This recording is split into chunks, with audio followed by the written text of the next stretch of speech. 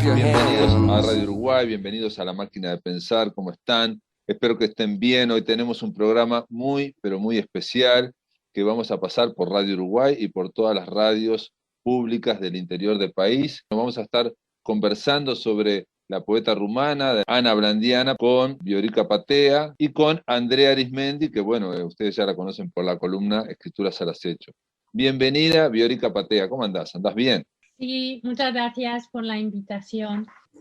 Bueno, la idea de conversar un poco, perdón, está articulada por Andrea y tenías interés específico, Andrea, en una parte de la obra de Ana Blandiano.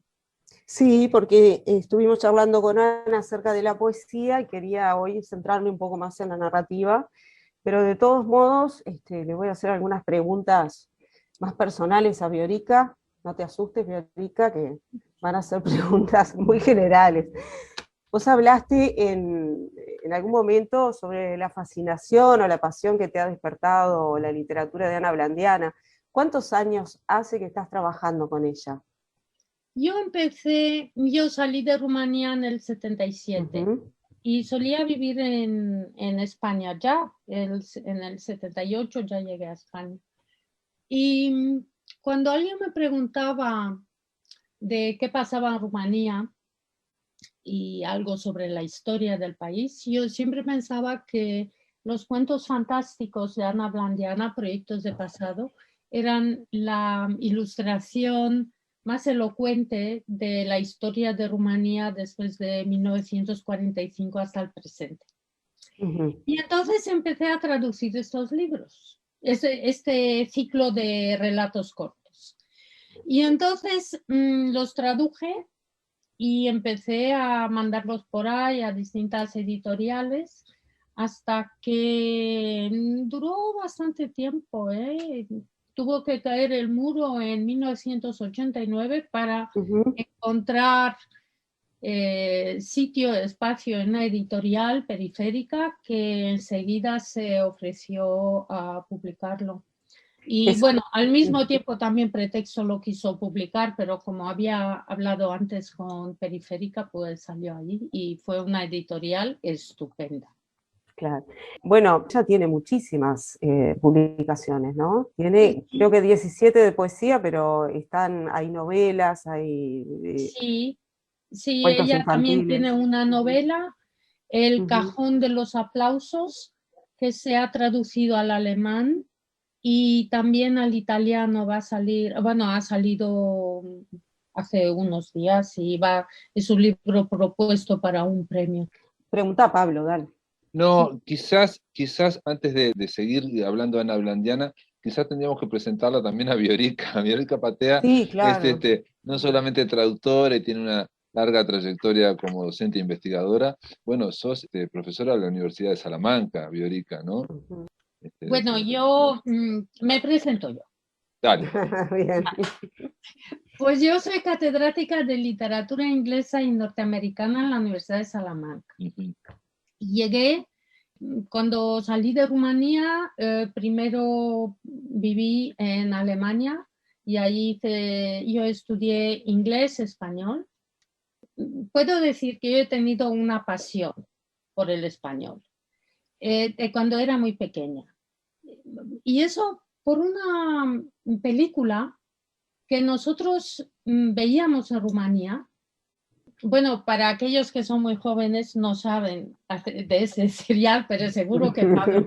Sí, David Janssen, con David Janssen.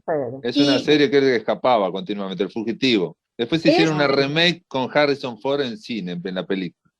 Bueno, pues esta película en Rumanía no tenía relaciones con España. Rumanía, al ser un país comunista, claro. Y en el otro lado estaba Franco. Pero tenían que tener unas relaciones. Y entonces compraron esta película de España.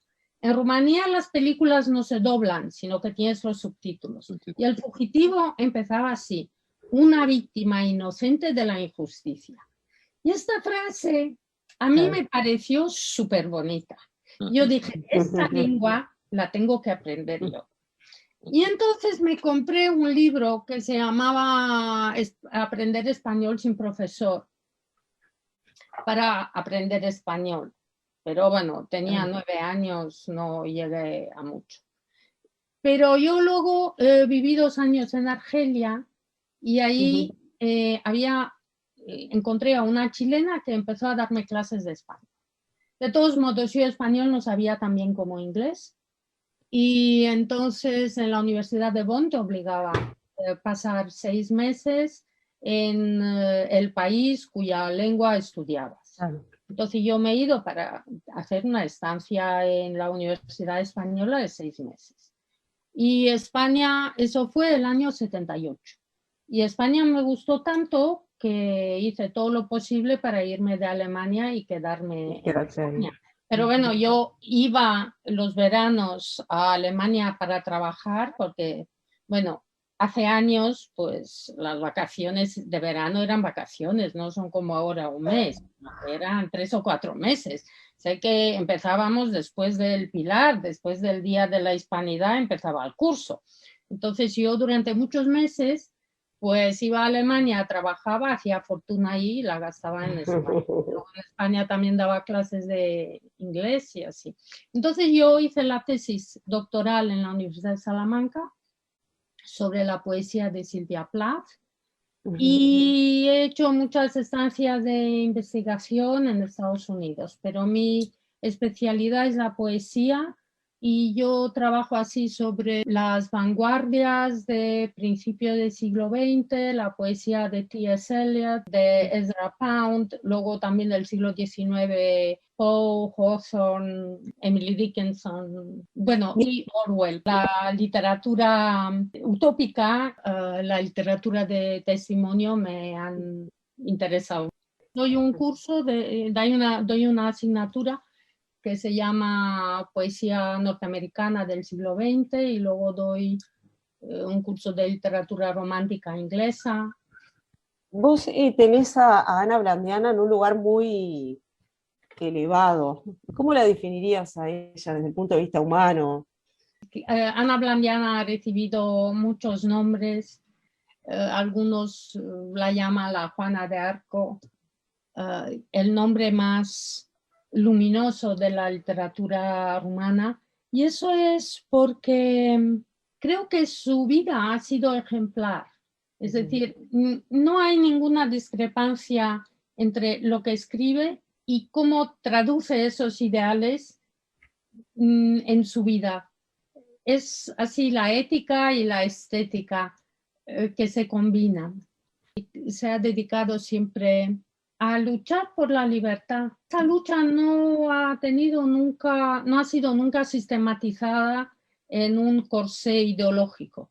Tampoco ha utilizado ni su fama ni su renombre para luego hacer política con eso, porque bueno, en Rumanía después de la caída del muro en 1989, todo el mundo quería que fuera candidata a la presidencia del país.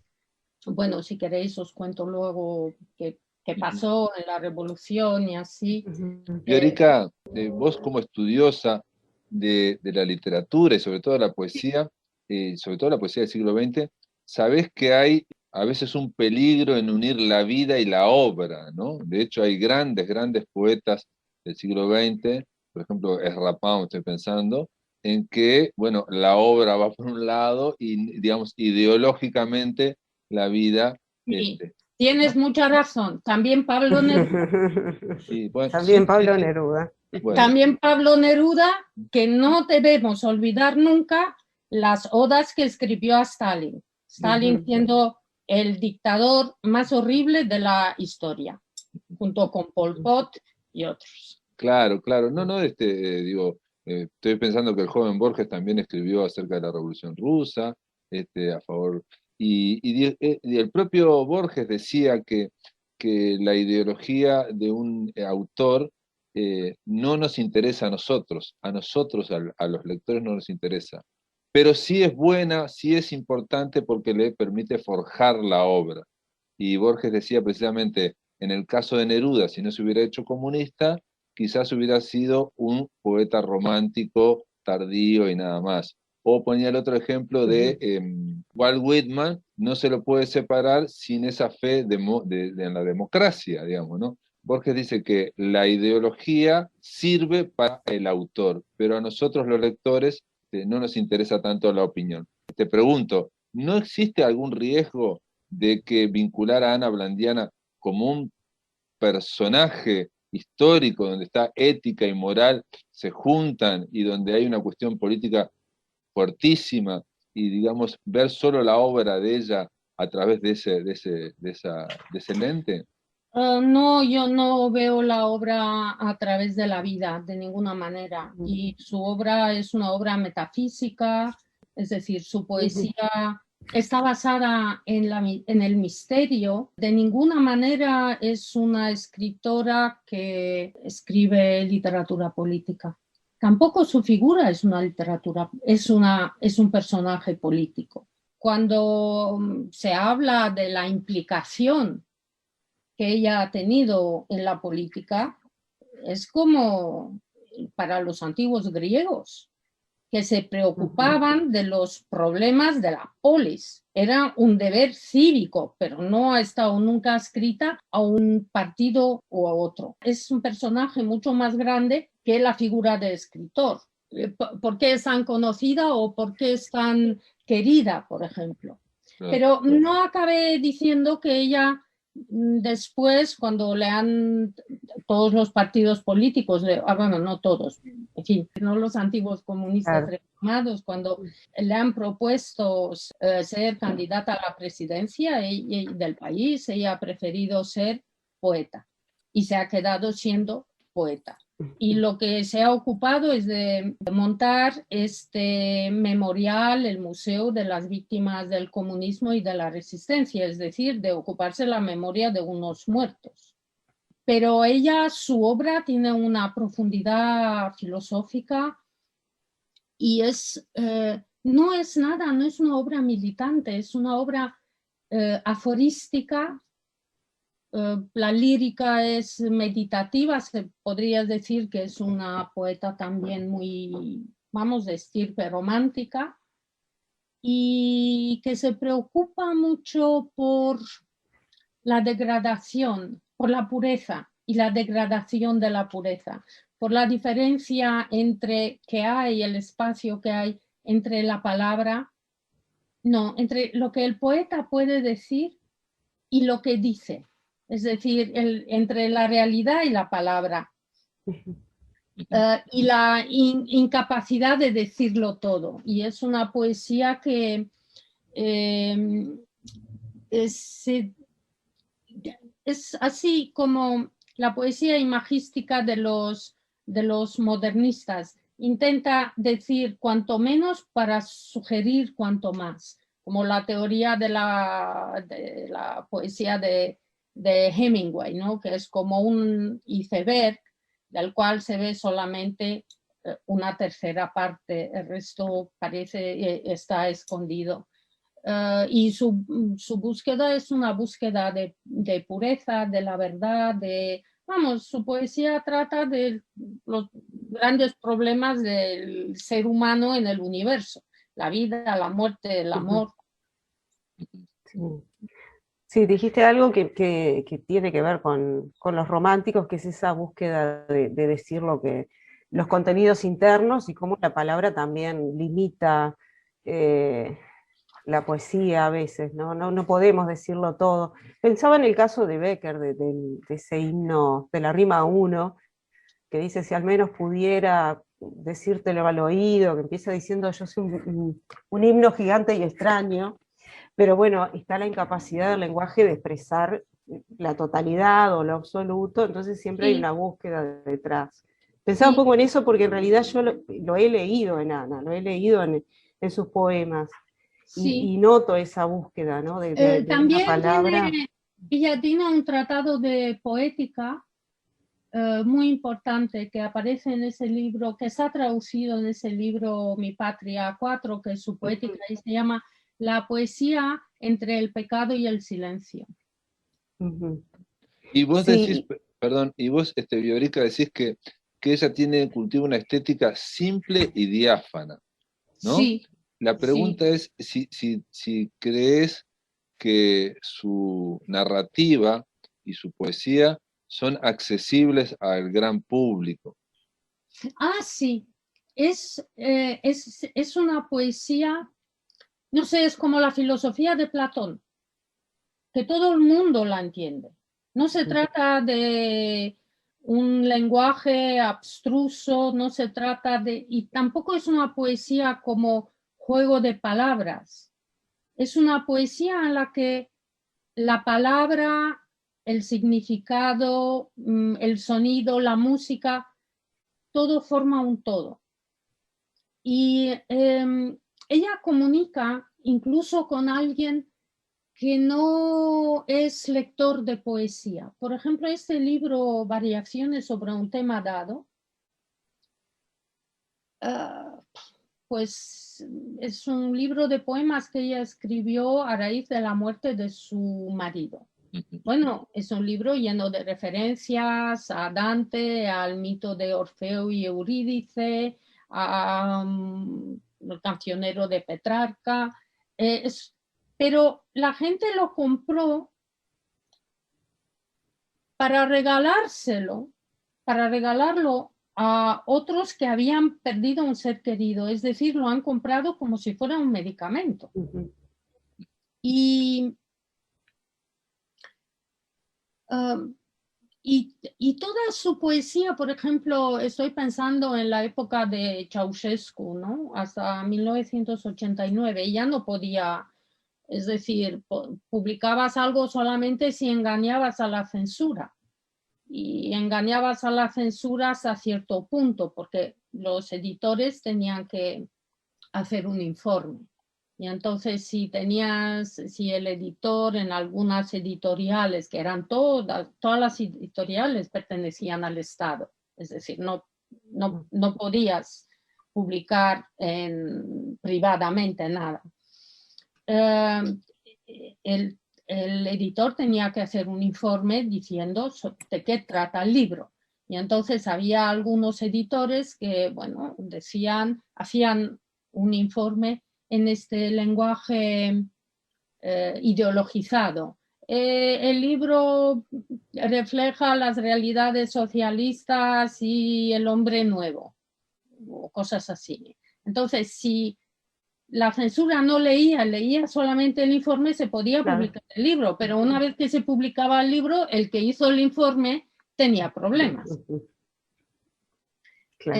Pero la gente transcribía estos poemas a mano y los difundía. Se llama esa literatura de esa difusión underground, se llama samizdat, es un término ruso. Sí, sí. Y a veces ella se encontraba con policías que le decían que tenía los poemas escritos en sus bolsillos. Claro.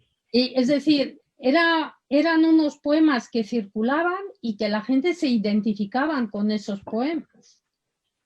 No son poemas manifiesto. Ella dice en un momento, o vos lo transcribís, ella dice, he soñado siempre con un texto que tiene varios niveles, perfectamente inteligibles, autónomos y distintos, parecidos a las paredes de algunos monasterios medievales, recubiertas de paisajes en los que, desde ciertos ángulos, se descubren las figuras de los santos. Sí. ¿Crees que eso es aplicable, te pregunto, digo, porque esto tiene que ver con la poesía, pero con la narrativa fantástica de Ana Blandiana, ¿es aplicable también? Sí, porque la narrativa suya tiene muchos niveles a través de los cuales opera.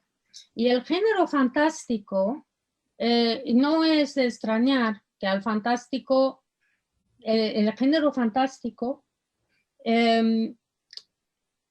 tiene mucho auge en los países comunistas, donde no se puede decir la verdad, y se recurre a lo fantástico porque es una forma indirecta de expresar lo que la ideología imperante no deja expresar al autor. Entonces, el fantástico tiene siempre una vocación subversiva y no es de extrañar que eso, el género fantástico se desarrolla en los países del campo soviético y también en Sudamérica, donde son países que viven bajo una dictadura y que no se puede cultivar el realismo fácilmente. Bueno, también no es solamente eso, porque lo fantástico también está ligado a una filosofía metafísica, a veces, vamos, son cosas más profundas, pero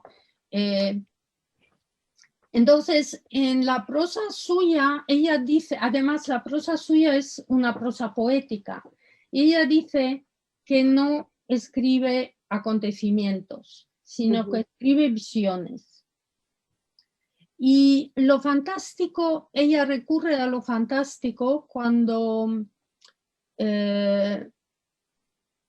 la realidad se vuelve absurda.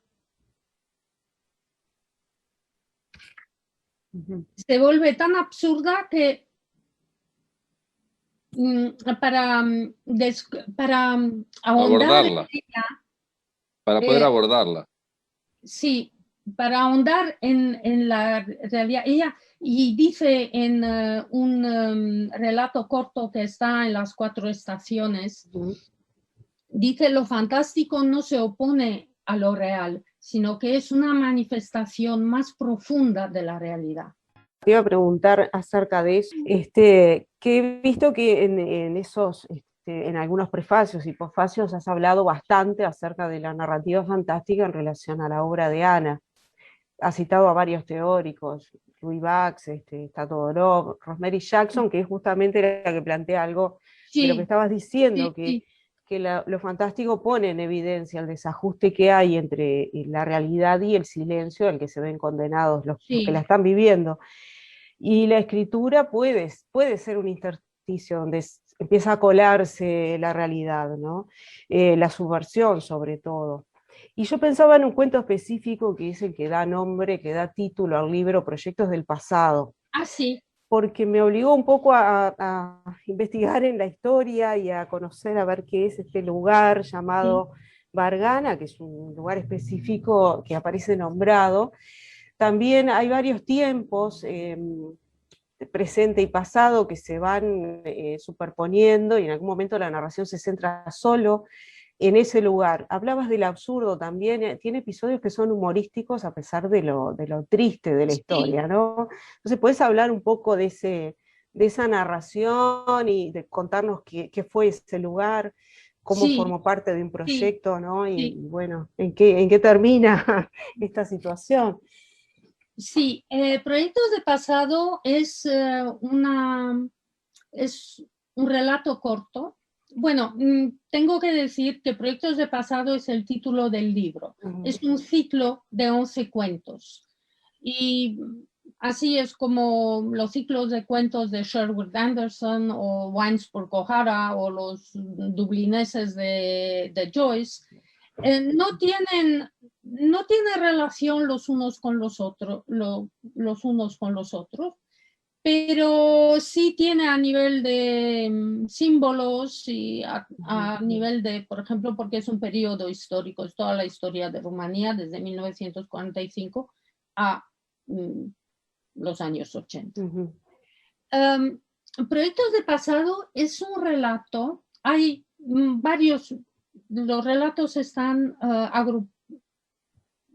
Hay distintas categorías de relatos. Por ejemplo, Proyectos de Pasado, reportaje y la lección de teatro. Se refiere al periodo comunista de lo que ocurrió en los años 50. Y Proyectos de Pasado se basa en un hecho real. En 1951, del 7 al 8 de junio, que era el día de Pentecostés, 40.000 personas fueron desplazadas, deportadas de la región de Banat. La región de Banat es una región que es limítrofe con Yugoslavia, con la antigua Yugoslavia. Y fueron cogidos por las noches, los han metido en trenes de mercancía como si fueran ganado y fueron deportados al Baragán. Baragán es una gran llanura, un poco al norte de Bucarest. ¿Por qué ocurrió eso? Pues porque Stalin era amigo de Tito. Tito era el secretario general del Partido Comunista de Yugoslavia. Y se enfadaron, hubo un roce entre ellos, y entonces Georgi Georgiou Dej, quien era el secretario general del Partido Comunista y ahora equivalente al título de presidente, Claro. dijo, vale, pero si estos se han enfadado, quiere decir que Rumanía es limítrofe con un país que ya no es del área soviética. Con lo cual, cogió a 44.000 personas y las deportó solamente para limpiar la frontera de gente. El Banat es una zona muy multicultural, es decir, había rumanos, había húngaros, serbios, búlgaros, y a todos estos los metieron por la noche y los deportaron y los dejaron a vivir en esa llanura. ¿Por qué esa llanura se transforma en una isla? Porque toda esa gente empieza a vivir como un Robinson Crusoe en una isla, pero una isla que no está rodeada de océanos, sino está rodeada de tierra. Esa llanura es terrible porque en Rumanía hay un clima continental extremado, es decir, 40-45 grados en verano y 20 grados bajo cero en invierno. Porque desde Siberia el viento viene directamente, no hay ninguna cordillera de montaña que pare el frío. Entonces, dejar a esta gente abandonada en medio de la nada, pues tuvieron que reinventar la historia desde la época primitiva. Al principio hicieron hoyos en la tierra y vivieron debajo de la tierra durante el verano, porque fue en junio. Y después ellos mismos pues empezaron a construir las casas y así. Entonces, ese cuento, ese relato de 12 personas que fueron cogidos en este día, se llama el Pentecostés Negro, y ellos eran asistentes a una boda. Todos son campesinos, hay un sacerdote y luego la gente que estaba en la boda. Y se ven obligados a empezar la existencia de la humanidad desde los principios, porque los dejan ahí en medio de la nada. Y lo que sí es, lo que se pregunta, la historia está escrita por el tío Emil, quien es un profesor de historia. Es, bueno, un poco significativo. También tengo que decir que se ha hecho, basado en este relato, se ha hecho también una película.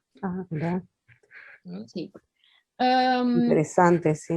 Es que es muy cinematográfico el cuento, ¿no? Sí, y además entonces, por la variedad de tipos humanos que van pasando por el foco de la narración, hay muy diferentes personajes.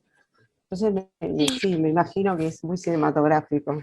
Y parece que de realismo mágico en algún momento, ¿no? Lo que le está ocurriendo a ese pueblo. Sí.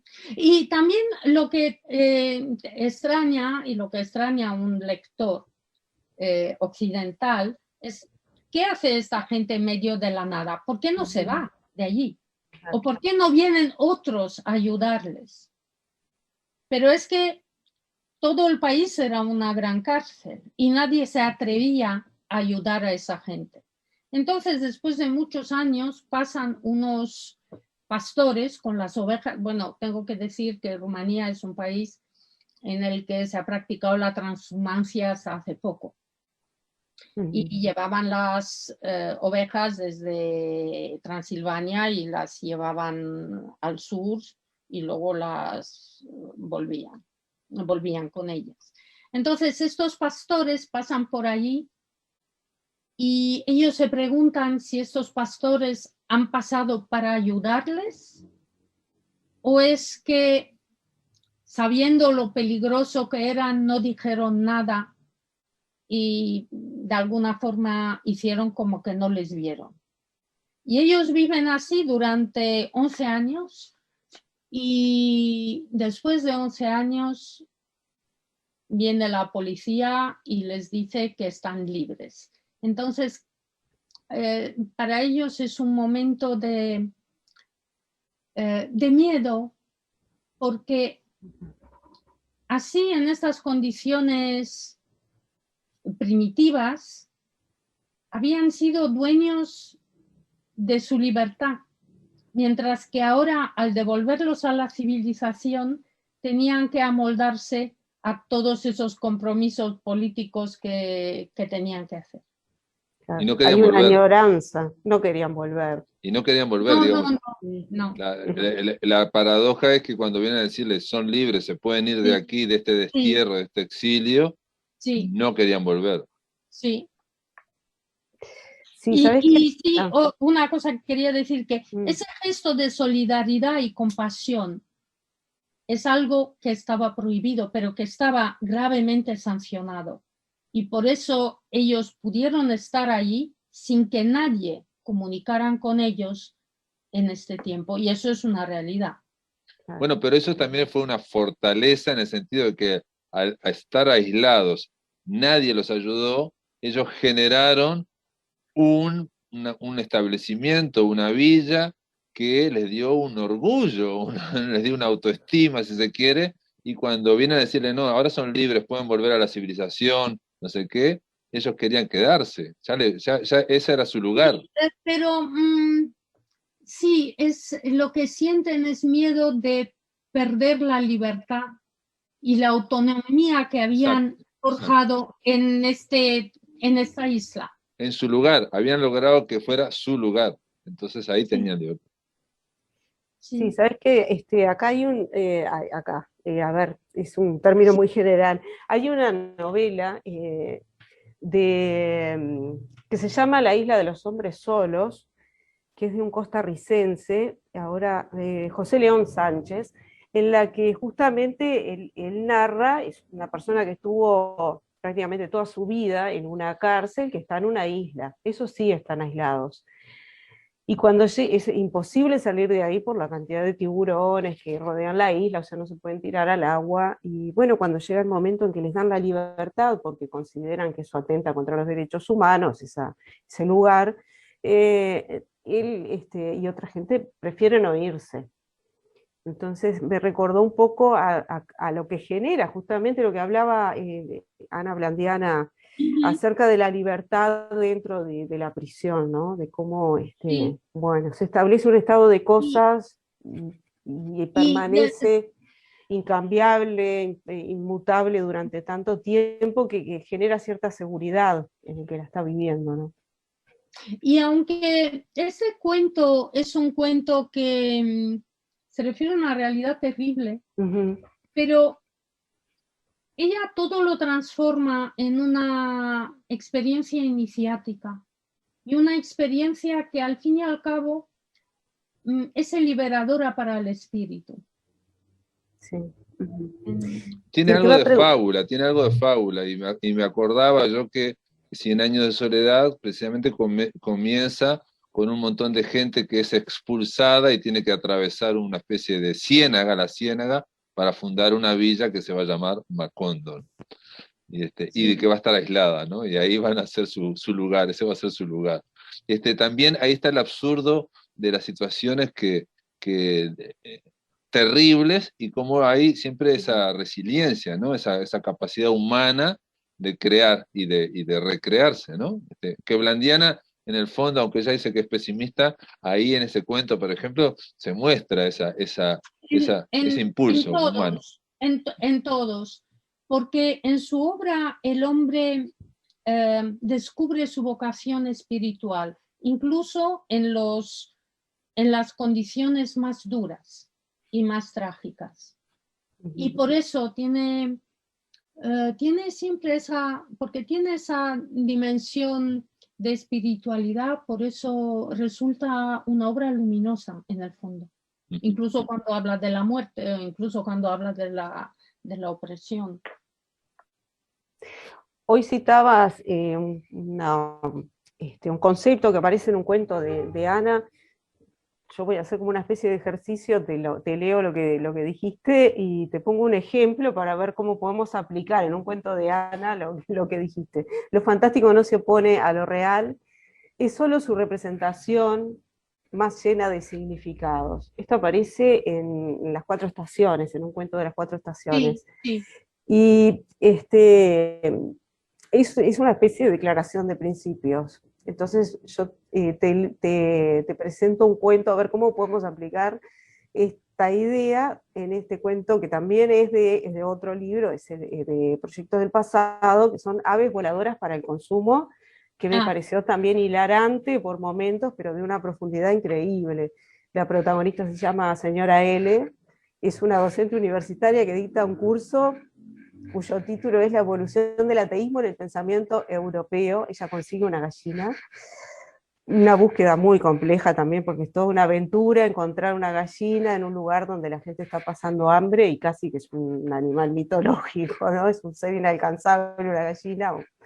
Y bueno, quiere que polle unos huevos en su balcón.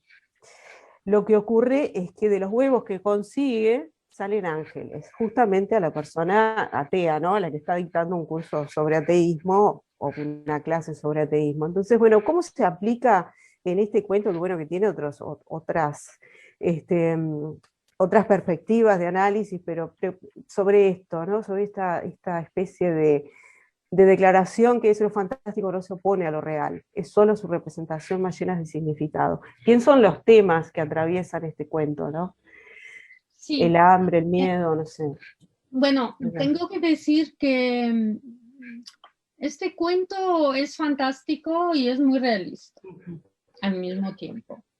Es decir, en los años 80, después de 40 años de glorioso comunismo, Rumanía era un país bajo una dictadura y que pasaba mucha miseria. Tanto es así que la economía era una economía de guerra. Es decir, una persona tenía racionada, podía recibir 1 kilo de harina, 12 huevos y 1 kilo de carne al mes. Entonces, pero no tiene razón de ser, porque Rumanía, junto con Ucrania, tiene la mejor tierra y era el granero de la Europa del Este, es el Chernozem. En España la tierra es roja. España parece la continuación de África, pero ahí la tierra es negra. Claro. Y sin embargo, no se encontraba pan. Los campesinos iban a la ciudad a comprar el pan, porque no tenían. Y no tenían a causa la colectivización. Y esto lo aparece en otro campo, en otro relato que se llama En el campo. Y las colas eran eternas. Se oía, había un rumor. Bueno, también es que es una economía de Estado. No hay ninguna tienda privada. Con lo cual, cuando se decide que no hay azúcar, no hay azúcar. Y cuando no hay carne, no hay carne, no te la puedes proporcionar, ni siquiera la puedes ir a comprar de un campesino, porque el campesino ni tiene gallinas, ni tiene animales, ni tiene trigo. Entonces, funcionaba así. Había un rumor que a lo mejor iban a traer huevos o carne en algún establecimiento. Y se formaba una cola de la noche anterior. y entonces a lo mejor se cambiaba la gente, venían los miembros de la familia, pero las colas eran de una noche y un día. Entonces esto también es una esclavitud, porque la gente está preocupada para, es decir, 1 kilo de carne era un objeto mítico, no un Rolls Royce, sino 1 kilo de carne. Yo recuerdo que desde España mandaba pastas a Rumanía. Claro. Bien. Entonces, eso es real, que la señora L era, para volver a tu pregunta, quiso ser autónoma y entonces coge 12 huevos, que también son los 12 apóstoles, es el simbolismo es este. Los pone en el balcón, busca una gallina clueca. También viene un personaje que no se sabe quién es, que le proporciona esos huevos que pueden ser fecundados. Como una especie de mago, ¿sí? Que trae esos huevos. Sí. Y luego ella, que es la persona más... También es verdad que, por ejemplo, en Rumanía los cursos de filosofía eran solamente marxismo, no se estudiaba otra cosa. Y el materialismo socialista o el materialismo marxista. Entonces, de esta ideología, ella era la persona más reacia a pensar en la dimensión trascendente o mágica de la realidad. Pero creo que el mensaje del relato es que el misterio está ahí y no puede ser suprimido por ninguna ideología. Y es precisamente ella la que tiene esta experiencia, que es la persona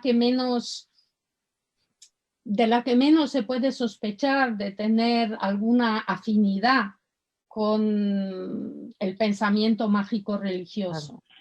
Pero sin embargo, ella lleva esos ángeles como evidencia a todos los demás correligionarios de su ideología. Y creo que el mensaje es que sí, que la vida tiene misterio y lo trascendente está allí y va más allá de las dictaduras que lo niegan. O simplemente del absolutismo materialista de hoy en día. Claro. Esto no es exclusivo de ninguna ideología, ¿no? De hecho... no, perdona. Del marxismo sí es patrimonio del marxismo. No sé las otras ideologías. Pero yo cuando utilizo la palabra ideología, la utilizo en ese sentido. En el siglo XX como un sistema, no como un conjunto de ideas. Es decir, yo no diría la Iglesia tiene una ideología.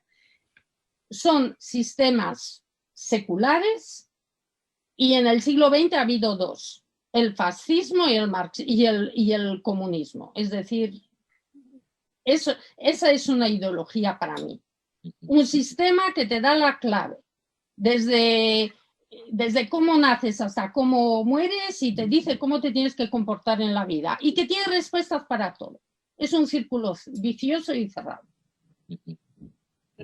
Yo lo que te decía es que hay una sensibilidad del materialismo que va más allá, digamos, y de hecho en la sociedad de consumo, y estamos en momentos que, bueno, pero sería una discusión mucho más larga, que tiene que ver con el materialismo a partir del siglo XIX, digamos, que se desarrolló a una velocidad, y que intentó, digamos, de alguna forma, no sé si suprimir, pero disminuir al mínimo todo lo que no se pudiera tocar, y todo lo que no pudiera ser, entonces al extremo de que hablar de espiritual, de algo espiritual o de enfoques espiritualistas era prácticamente una locura, básicamente una locura, ¿no? Sí, tienes toda la razón. Y en la obra de Ana Blandiana, pues después del 89 y así, el gran problema es el materialismo, pero ese materialismo que surge de una sociedad de consumo, que también niega la espiritualidad. ¿Sí? Y él tiene un libro de poemas que se llama El reloj sin horas, que habla precisamente de eso. Bueno, es un libro que aún no se ha traducido al español, pero que, bueno, aparecerá en Galaxia Gutenberg. En Galaxia Gutenberg va a salir un libro que aglutina 4 libros de poemas. Los poemas de Anfiteatro, de la revista Anfiteatro, son 4 poemas por los que fue prohibida. La arquitectura de las olas, reloj sin horas y... Bueno, se me olvidó cuál es el siguiente. Y Estrella Predadora. Te pregunto, porque estaba pensando en otro paralelo de alguien que que también escribió sobre su realidad, aunque para nosotros nos parezca fantástico, que es Kafka, ¿no?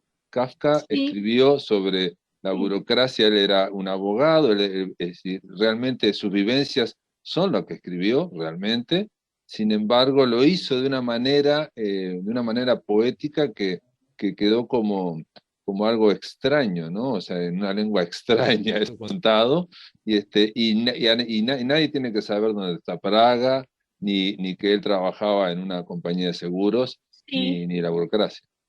Sí. Y otra cosa, para volver a tu pregunta, Ana Blandiana ha sido traducida a 25 lenguas.